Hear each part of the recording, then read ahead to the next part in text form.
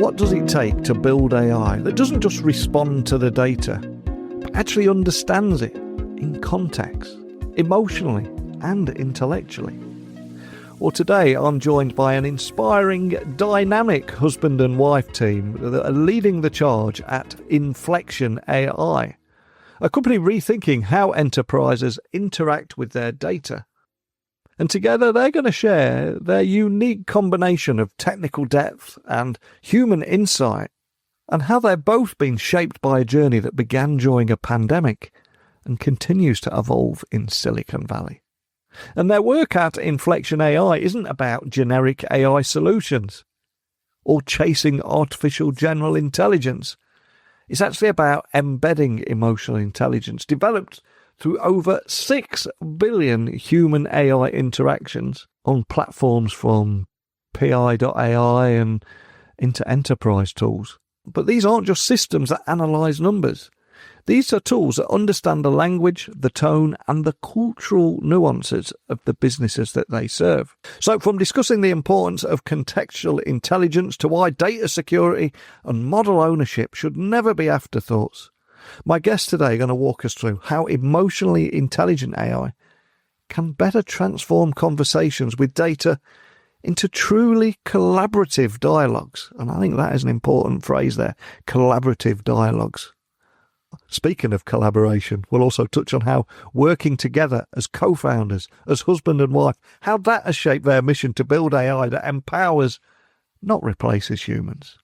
Now, before we get started today, a quick thank you to today's sponsor, Careerist. And if you've ever thought, I'd love to pivot into a career in tech, but I just don't know how to code, then this is for you, because Careerist QA Bootcamp is actually one of the most accessible ways to break into a tech career. You'll get live training from experts at companies like Google and Meta, a remote internship that you can put on your resume, and a one-on-one career coaching to help you actually land the job of your dreams. And the demand is huge too. There are over 37,000 QA openings in the US alone right now, with starting salaries of up to $105,000. And graduates are working in 42 different states, and the program is rated 4.7 stars on Trustpilot. And best of all, if you don't get hired within a year, you get your tuition fees back. Seems like win-win to me. But the only catch is the seat for the next cohort are closing soon. That's why I'm working with Careerist to get the message out. So please check the link in the show notes to grab your spot. And now, let's get today's conversation started with my guest. So how do we get from spreadsheets and siloed systems to AI agents that reflect our values, our voices, and our intent? Well, let's find out by getting today's guests onto the podcast now. So a massive warm welcome to the show. Can you tell everyone listening a little about who you are and what you do? Sure. My name is Shruti, and I'm the product lead for all data products at Inflection. I work on developing strategy and spearheading all aspects of data-related aspects of an emotionally intelligent LLM model. Prior to Inflection, I was a co-founder at BoostKPI. We came on board, I want to say November of 2024, and here I am.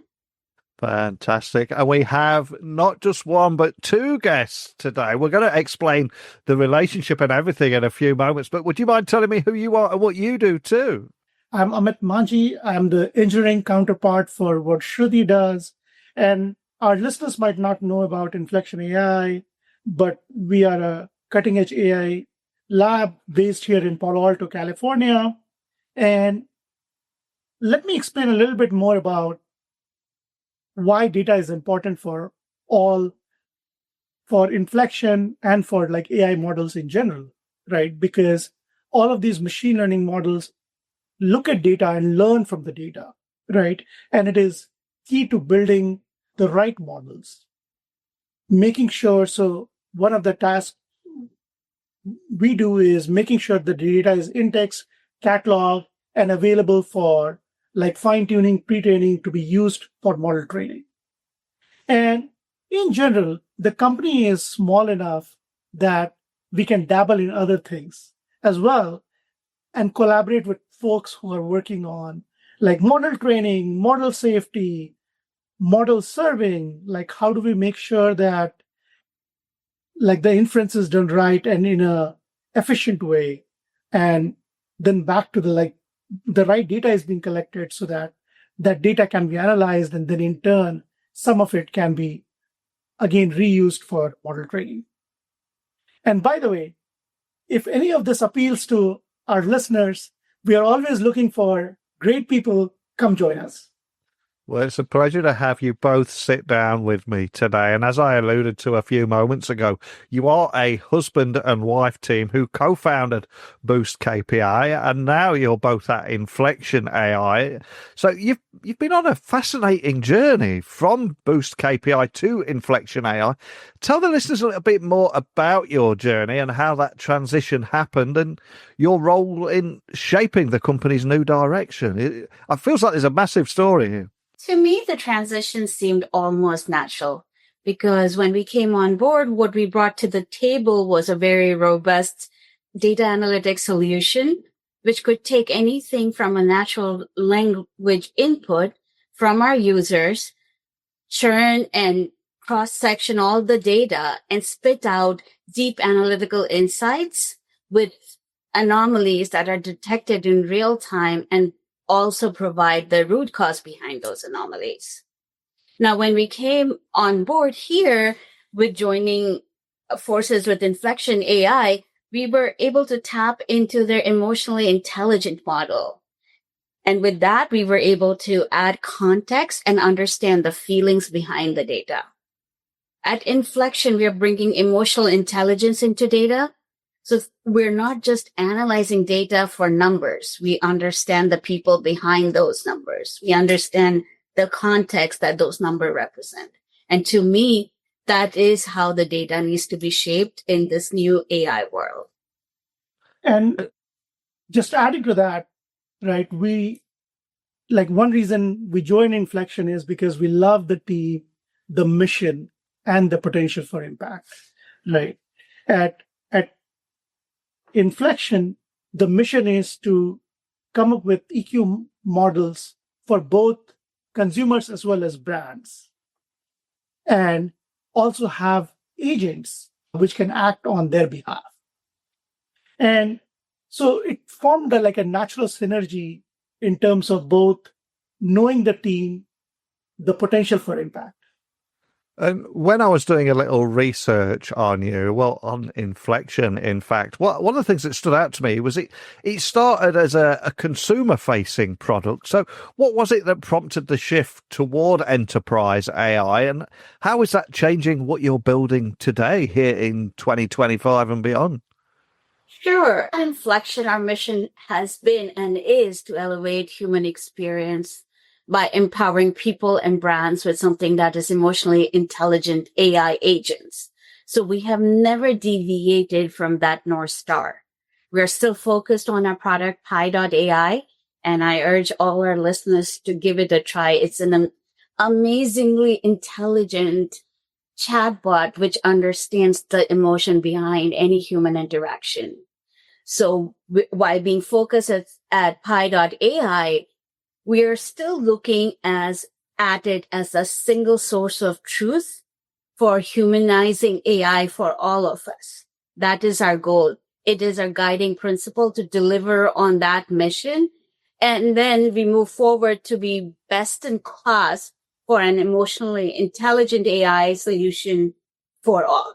Yeah. And building an emotionally intelligent chatbot or having the AI understand EQ is hard, because if you make it too easy, if it is very naive, then it might not understand all the nuances.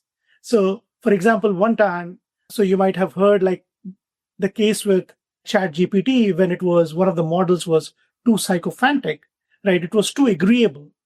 And when we were looking at some of our logs, one thing came to mind is in one case, Pi responded to the user, which was a long run-on conversation. It said, "Can you please finish the question?" So this is just going to show that it is polite but firm, right? And that are all the kind of nuances that we have discovered. We know how to do it, and that is why we are like some of our users are very loyal. And I'm glad you mentioned the word nuance there. I mean, very recently, the move from ChatGPT 4 to 5, and everyone was talking about the lack of nuance in 5, and it was a different model, different way of talking. And people didn't like the changes at first. So I'm sure that will change. But so I'm glad you raised that. And also, I think one of the boldest ideas of what you're doing here is making AI conversational with enterprise data. And just to ensure we don't leave anyone behind, could you just expand on what dialogue with data means in practice? Yeah, to me, dialogue with data means that the system understands the tone, intent, and the context behind the data. Data is not just merely numbers. It could be structured, it could be unstructured, but understanding the context, the story that the data is telling gives rise to having a dialogue. So, when I would give you an example, like let's say a user comes in and is talking to a customer service and says, hey there, I really want to return this item. It came broken. I don't want to buy it anymore. It doesn't look like anything you advertised.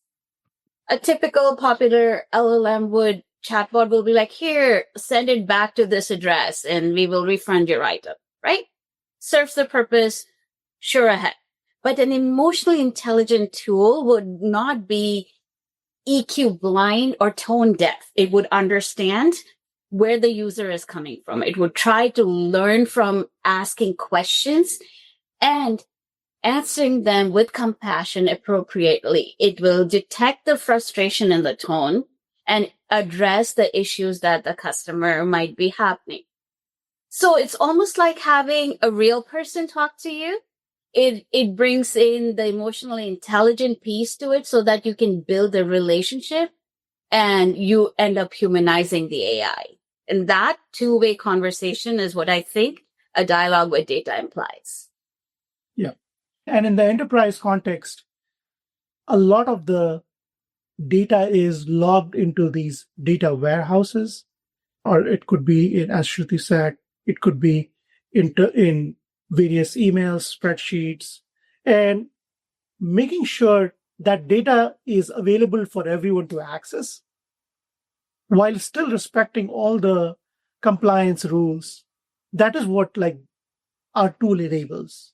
Our tool enables, it understands the question and then it asks a clarification if it lacks the question. So it does not just give you an answer without understanding all the context. And the way it does that is trying to build a semantic model of what the data represents. What does a table represent? So this is a customer table with the name, address, and the country. Country is maybe not represented as Great Britain, it is represented as UK, right? So that it can, when a user asks how many customers do I have in UK, in Great Britain, it knows to do the translation. And then it builds a semantic model even at a layer above that in how the different sort of tables and data sources can be joined together. And it uses all of this semantic model to really understand the data, take the user question, ask clarifying questions, and then give an answer that the user can trust. And that trust is really important because it is not just giving you the answer, it is also showing you the work of how it arrived at the answer. So it is auditable and someone can look at oh, this is how the answer was arrived at, all the while making sure that the security, privacy, governance policies are being respected. So you can almost think of it in another example way when, someone may be asking questions around the data saying, why did my sales go down by 20%? Right? Sure enough, you can do any kind of business analytical tool and figure out why it went down. However, the context behind this is what's going to make the human more trusting towards this answer when it tells you that, well, yes, it went down by 20%, but don't worry, this 20% is very normal for this time of the year. this is cyclical, this is across the board, and it's not just your account that is showing this. So it understands what the context may have been behind the drop in number and presents it to the user so that it does not cause an alarming cycle. And I suspect for many business leaders listening to our conversation today, data security and data ownership are huge concerns right now. So how are you designing Inflection's tools to support both on-premise and cloud environments without compromising control? Because it's a tough balance, but it's something that everybody's aiming for at the moment. And there's a lot of conversations around it and a lot of concerns, right? Yeah. And I'm sure a lot of our industry leaders who want to adopt AI are hesitant because of this very reason. Yeah. Right. So at Inflection, we deeply care about these reasons and making sure that the data privacy security concerns are respected. And one way, for example, we do this is when we interact with the data warehouse, we basically take the user's question, natural language question, and then convert it to a structured query language. And we push it down to the data warehouse so that only the data that the user is allowed to see, only that data gets reflected in the result, right? So essentially, there is no copying of data. So the data remains in the firewall itself, right? And then on top of that, we enable by deploying these models both on-prem or on VPC, we ensure that enterprises have not just keep the ownership of the data, but they own the insights, they own the influence, and everything in between. One other thing I wanted to just add on to what Shruti was saying is, for AI, a lot of the use cases can be put into two categories. One is unblocking, meaning you could do something before AI, but now because of AI, you are just able to do it faster, right? So previously, if you wanted to get like a data question, you could ask someone in your data team. That process could take like minutes, hours, sometimes even days, if depending on how complicated it is. But now, with dialogue with data, you can do it much faster, and it is available 24/7. And you can do it in a very iterative way. So that is the unblocking part. But the other use case is unlocking. And Shruti alluded to that. So some of the use cases are where previously it was not even possible, or it would have taken like a 2-quarter project to do something. But now, because of AI, like we can do that. And we also enable unlocking of that data. And I also think one of the biggest criticisms that come with AI is that it can feel and sound very generic when dealing with it. And one of the things that stands out to me is you're building enterprise AI that reflects each individual company's unique culture, its unique language, which is so important. And it's incredible what you've achieved here, because anyone that's spent any time with AI will know that it very seldom comes out that way. So what does it take to develop models that feel bespoke rather than generic? What's your secret here? To develop models that are not generic, that are bespoke, one of the key elements is to keep context and make it emotion-centric, right? So each brand, every consumer, we all have motivations, we all have biases, we all have feelings, we all have tone. Most of our decision-making is based on these emotions and the feelings. So to develop a model that understands the nuances around that, it provides the context behind it, and then it shapes and acts accordingly to those guidelines that the brands or the consumers are representing, is what would make the LLM not so generic. It will be very contextually aware of who you are, what you do, and what are you trying to represent. And for us, keeping the LLM to be in the center with all humans that are around it makes it very unique. And we already have demonstrated this with Pi.ai, the models that power Pi.ai. And for each company, like we understand, like, for example, different users are loyal to certain brands. Why? Because the brands behave a certain way. So there are some principles that they follow, right? There are certain brands that if you want to do a return, no questions asked, they'll take a return, right? Because then the loyalty that they earn from their customers, for them, it is totally worth it.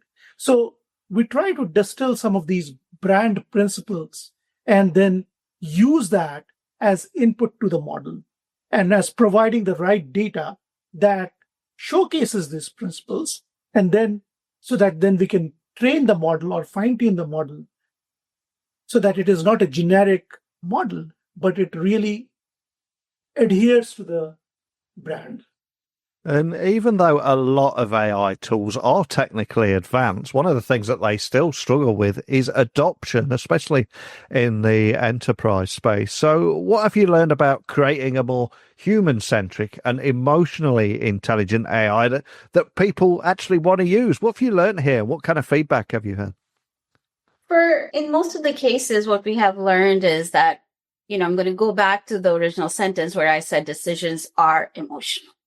None of the decisions that are taken are just based entirely on fact. They're always driven by emotional.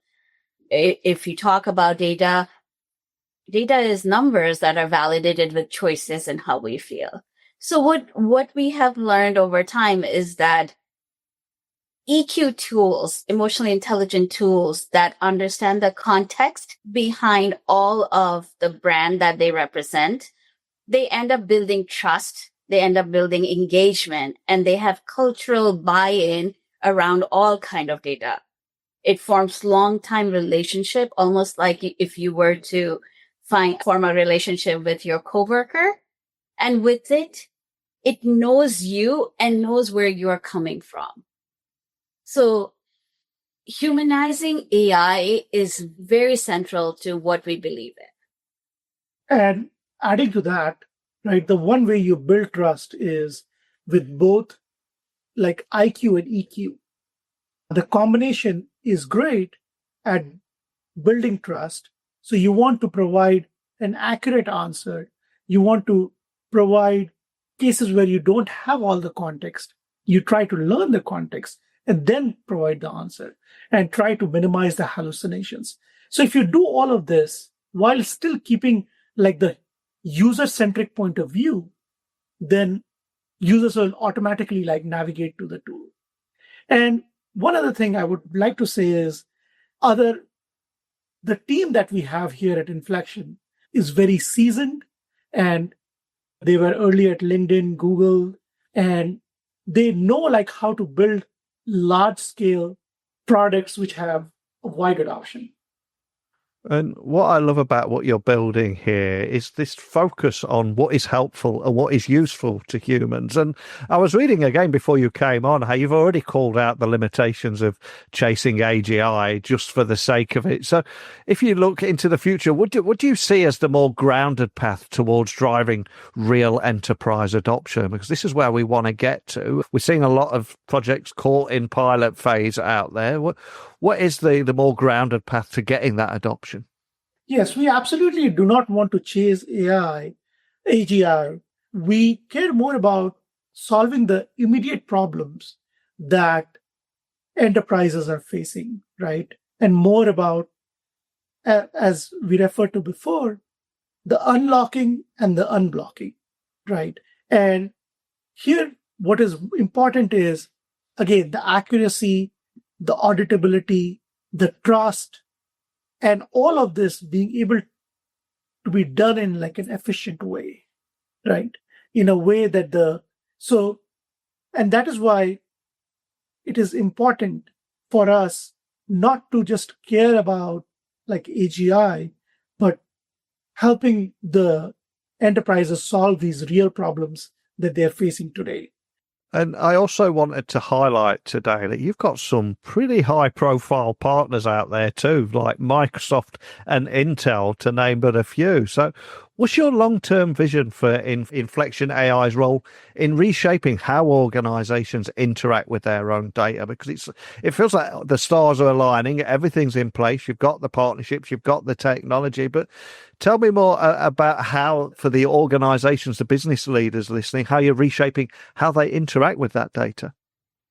No matter if it's a big enterprise, small brand, or a consumer, our vision remains the same. Our vision is to empower all human interactions with empathy, such that EQ, the emotionally intelligent agents, become the multiplier for the IQ across the board in creating something that is highly user sensitive and understands you.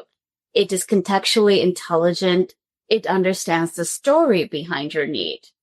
And then eventually it builds a system of trust. Your coworker, your partner, your, idea bouncing agent, however you want to name it. So our goal and our interactions with these enterprises have made us come to a conclusion that humanizing AI, making AI human-centric, and making AI that is emotionally intelligent and contextually aware is still the very core of our belief system. And most enterprises and consumers that we have reached out to, they agree with these sentiments. They understand. And that is where the trust is being built to form relationships that are long lasting. And I think that is a perfect moment to end on today. I cannot thank you enough for sitting down with me and talking about the technicalities of what is new in enterprise AI and the great work that you're doing. But before I let you go, I'm going to have a bit of fun with you now. We have two things here on the podcast that I ask my guests: a book for a Amazon wish list that means something to you and you would recommend, and a song for our Spotify playlist. Quick question to both of you before I let you go. What would you like to leave everyone listening and why? I'm not much of a reader, but I can give you a song suggestion. I love the song. This is my fight song. I think it's called The Fight Song by Rachel Patton. Yeah. And I love the spirit. I love what the story is behind that song. It helps me keep motivated. It helps me continue fighting for things that I believe in.